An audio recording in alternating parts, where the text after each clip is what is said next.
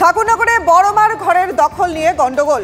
অভিযোগ, জোর করে বড়মার ঘরে ঢুকে পড়েন শান্তনু ঠাকুর। মমতা বালার বিরুদ্ধে ঘর দখল রাখার পাল্টা অভিযোগ শান্তনুর। ঠাকুরবাড়িতে উত্তেজনা, বড়মার ঘরেই বসে থাকেন শান্তনু এবং মমতা বালা। থানায় অভিযোগ দায়ের মমতা বালার। ঠাকুরবাড়িতে গাইঘাটা থানার পুলিশ। শান্তনু মমতা দ্বন্দ্বের মধ্যে বিনা পানি ঠাকুরের ঘর হেরিটেজ ঘোষণা করতে হবে বলে স্লোগান মতুয়াদের। এই বাড়িতে ওরা জন্ম কেন নেয়নি? তারা আজকে অধিকার যথাচ্ছে সে অধিকার তাকে থাকতেই পারে, কিন্তু আজকে আমি এমন অন্যায় করছি, আমার বাচ্চাগুলোকে নিয়ে আমি কিভাবে থাকবো? সন্ত্রাস বড় বড় লাঠি নিয়ে ঘুরছে ক্যাডাররা বিজেপি। বাড়িতে জয় শ্রীরামের রয় স্লোগান, এখানে হরি ঠাকুরের স্লোগান না, জয় শ্রীরামের স্লোগান। আমি তো পার্টি করি, আমি তো দেই না কোনো পার্টির স্লোগান। কি কারণে হঠাৎ এই ধরনের ঘটনা? আমি কি করে বলবো কি কারণ? সেটা শান্তনু ঠাকুর বলতে পারবে, তার পরিবারের লোকরা বলতে পারবে কি কারণ। ওই ঘরটা সাদা মানে যেটা পিয়ার ঠাকুর মেমোরিয়াল ট্রাস্টে, সেই ঘরের ভিতরে আজকে তারা আছে, তাদের জন্য আমি ঘরে করেছি। ওর না ঠাকুরবাড়ির প্রপার্টি, না ঠাকুরবাড়ির কোনো অর্থ, না কোনো কিছু আছে না, এমপির পয়সা। পিয়ার ঠাকুর মেমোরিয়াল ট্রাস্টের থেকে ওটা করে সেখানে পর্যন্ত যে ঘরের ভিতরে ভাঙচুর করছে তারা ভয়তে এখনো হয়েছে। আমি এইমাত্র বললাম তালা খুলে দিয়ে ঘরের ভিতরে যারা আটকা আছে, আপনারা দেখতে পাচ্ছেন এখনো ঘরের ভিতরে সে ঘরে যেতেই পারে, তার ঠাকুর দাদার ঘরে আবার কোনো আপত্তি নেই। কিন্তু এইভাবে কেন? এইভাবে করে তো গেট খোলা রয়েছে, কেন সেখানে যায়নি? কেন আজকে ওখানে ভাই হাতি মেরে শান্তনু ঠাকুর নিজেই ভাঙছে? ওই সুদেব সে ছাপল নিয়ে সে ভাঙছেন। আমাকে জাত তুলে গেল, ছোট লোকের জাত, শিডিউল কাস্ট, মানে অত্যাচার একটার পর একটা। পৃথিবীর কোনো আইন নেই যে আমার এই ঘরে থাকার যে আইন বা অধিকার আছে, সেটা পৃথিবীর কোনো আইন নেই সে ডিনাই করতে পারে। তো আমি আমার ঠাকুরদা ঠাকুমার ঘরে ঢুকে বসে আছে, আমি থাকবো এখন থেকে এই ঘরে।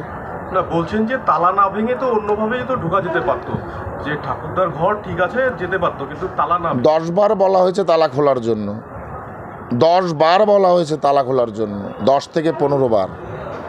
এখন কেউ যদি এই ঘরে হুলিগান নিয়ে পুষে রাখে, তো আমাকে তো আমার ঠাকুরদাদের ঘর দেখতে হবে চেক করে, বাবা কোন হুলিগানরা এই ঘরে থাকছে।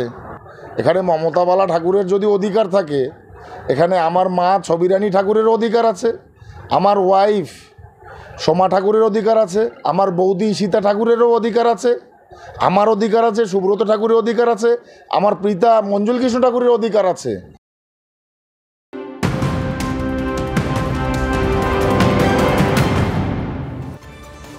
পুরসভার চুক্তি কর্মীদের ভোটের কাজে ব্যবহারের আশঙ্কা অর্জুনের। আশঙ্কার কথা জানিয়ে নির্বাচন কমিশনে চিঠি বিজেপি প্রার্থী অর্জুনের। চুক্তি কর্মীদের ভোটের কাজে না লাগাতে কমিশনে আবেদন অর্জুনের।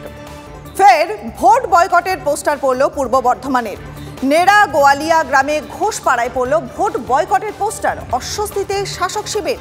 পোস্টারে লেখা, আগে রাস্তা পরে ভোট। 20-25 বছর ধরে বেহাল অবস্থায় পড়ে রয়েছে বলে অভিযোগ নাড়া গোয়ালিয়ার সাধারণ মানুষের। পঞ্চায়েত ও বিডিও অফিসে জানিয়েও কোনো সুরাহা মেলেনি বলে অভিযোগ। বিজেপিকে ভোট দেওয়ার রাস্তা হয়নি, বিস্ফোরক অভিযোগ গেরুয়া শিবিরের। রাস্তার অনুমোদন রয়েছে, নির্ধারিত কাজের সময় না দিয়েই তৃণমূলকে বদনামের চেষ্টা, পাল্টা অভিযোগ শাসক শিবিরের। দীর্ঘদিন ভোট দিয়ে যাচ্ছি, রাস্তা হয় না, তার জন্যে এই ইলেকশনে ভোটের আগে আমরা বয়কট করেছি, ভোট দেবো না। গ্রামবাসীরা সবাই একতা হয়ে দীর্ঘদিন ধরে ভোট আসে ভোট যায়, বলে রাস্তা করে দেবো ভোটের পরই, কিন্তু এরকম করে দীর্ঘদিন এরকমই পড়ে আছে রাস্তা। আমরা এখন রাস্তা চাই, তারপরে ভোট দেবো, নাহলে এরকম ভোট বয়কটই থাকবে। এরা নোংরা রাজনীতি করতে করতে এমন জায়গায় পৌঁছেছে যে এলাকার মানুষ যারা এখন তৃণমূলের ভোটার, তারাও পর্যন্ত আজকে ভোট বয়কটে ডাক দিতে বাধ্য হচ্ছে। এর থেকে লজ্জার আর কিছু হয় না। এটা আমাদের টোটালটাই ধরন আছে, কিন্তু সেই সময়টা তো দিতে হবে। কারণ ধরুন এই ইলেকশন ঘোষণা হয়ে গেল, তার জন্য আর টেন্ডার করতে পারা যায়নি, কিন্তু রাস্তা হবে, ধরানো আছে।